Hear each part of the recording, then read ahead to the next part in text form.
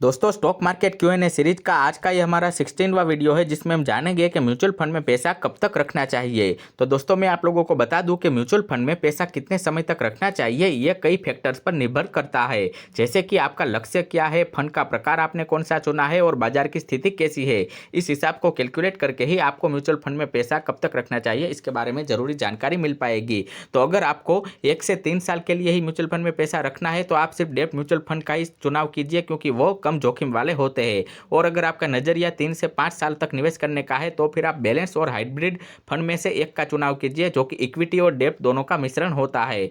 और अगर आपका नजरिया 5 साल से भी ज़्यादा निवेश करने का है तो फिर आप इक्विटी म्यूचुअल फंड की तरफ जा सकते हैं जिसमें रिटर्न भी काफ़ी अच्छा होता है। अगर बाजार नीचे है तो जल्दी से पैसे निकालने से आपको नुकसान भी हो सकता है। तो जब भी बाजार ऊपर हो तब भी आप पैसे निकालने के बारे में सोच सकते हैं, या फिर अगर मार्केट में क्रैश आया है तो अगर आप म्यूचुअल फंड की होल्डिंग बेचेंगे तो आपको थोड़ा बहुत नुकसान हो सकता है। और अगर लॉन्ग टर्म में इक्विटी फंड्स ज़्यादातर फायदा देते हैं क्योंकि ये कंपाउंडिंग का लाभ उठाते हैं।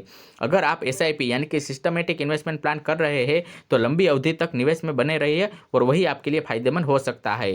तो इसी के साथ हमारे वीडियो में इतना ही, और हम ऐसे ही वीडियो बनाते रहते हैं तो हमें सब्सक्राइब और फॉलो जरूर कीजिएगा। और अगर स्टॉक मार्केट या म्यूचुअल फंड से रिलेटेड आपका भी कोई सवाल है तो कमेंट में लिखिए, उसके ऊपर भी हम डेडिकेटेड वीडियो जरूर बनाएंगे।